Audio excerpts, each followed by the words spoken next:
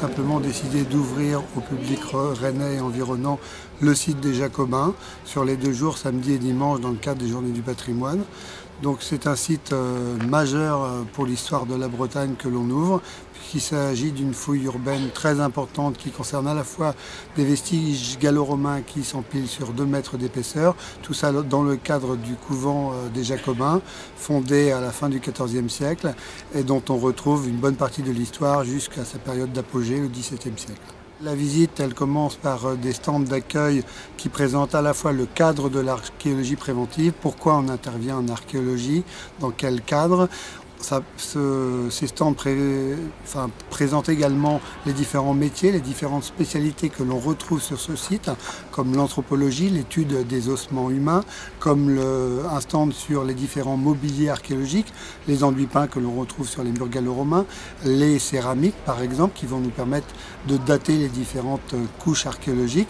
Puis après, la visite enchaîne avec la présentation de l'église, des différentes galeries. Donc il y a toute une circulation à l'intérieur du couvent pour se diriger après vers la cour nord où se situent les vestiges les plus importants et les plus lisibles pour la période gallo-romaine, notamment ceux d'un temple du IIIe et du IVe siècle, chose assez exceptionnelle pour l'ouest de la France, parce qu'il est relativement bien conservé. Et après se termine dans l'une des parties du couvent qui est la salle du chapitre. Nous avons accueilli 3000 personnes hier, un petit peu plus de 3000 personnes, et nous allons dépasser probablement ce chiffre aujourd'hui. Il est possible que l'on accueille un peu plus de 4000 personnes sur la seule journée du dimanche.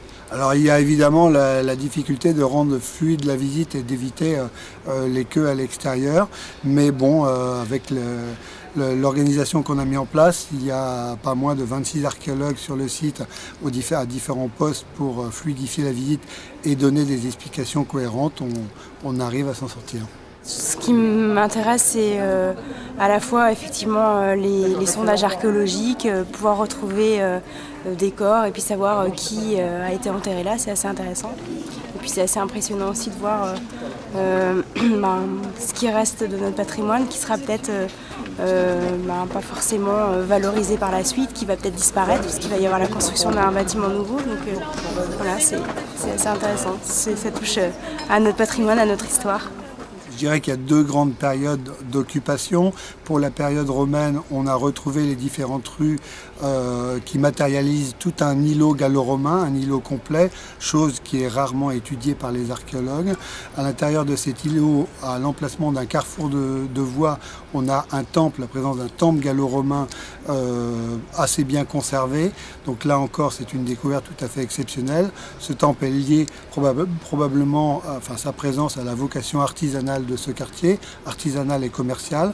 Donc ça, c'est, on va dire, pour les découvertes majeures pour l'époque romaine. Concernant l'histoire du couvent, on arrive à retrouver de manière assez fine l'évolution archéologique et aussi architecturale du couvent grâce à la lecture de ses sols mais aussi de ses murs, ce qu'on appelle l'archéologie du bâti, et découverte tout à fait exceptionnelle et relativement récente, celle de plusieurs sarcophages en plomb à l'intérieur de l'église et plus précisément dans le cœur de l'église, là où sont enterrés très probablement des notables ou la catégorie sociale la plus favorisée.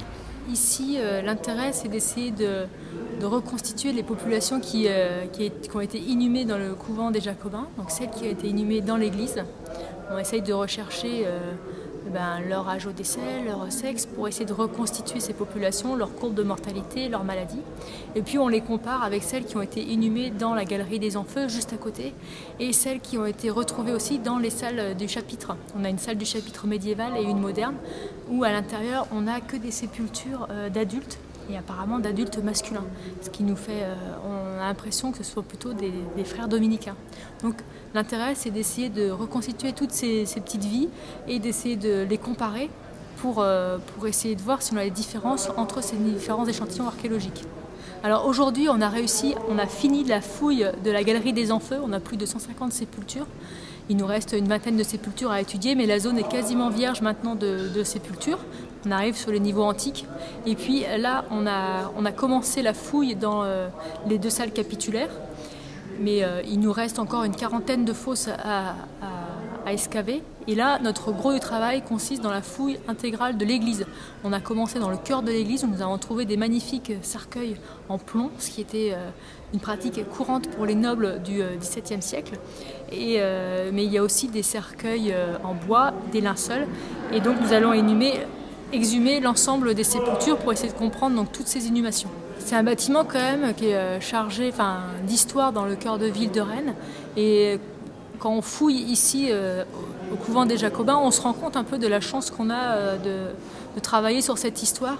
Et donc pour nous c'était naturel d'ouvrir ça au public et on est très fiers de pouvoir l'ouvrir aussi au maximum de public. Donc on a fait des cheminements accessibles aux personnes à mobilité réduite. Et pour nous, c'était vraiment très important de pouvoir rendre aux Rennais leur patrimoine. On a, à l'occasion de ces journées, essayé aussi de présenter quelques squelettes pour essayer de leur montrer l'état de conservation. Bon, ils ne peuvent pas, malheureusement, le public ne peut pas acheminer partout pour des raisons de sécurité, mais on a essayé de leur montrer des échantillons de choses que nous trouvons et puis, au moyen de conférences ou de photos, essayer en parallèle aussi qu'ils aient une vue d'ensemble de cette fouille, qui est très riche. Puis, bon, plus tard, on aura aussi des monographies, des publications sur le site. Oui, on a trouvé ça super intéressant, hein, Paul et Clara. Ouais. Très bon accueil, beaucoup de passion dans les discours des archéologues. Nous, on va fermer merci aux organisateurs. Et qu'est-ce qui vous a plu en particulier? Les squelettes. Et également le dispositif pédagogique pour les enfants.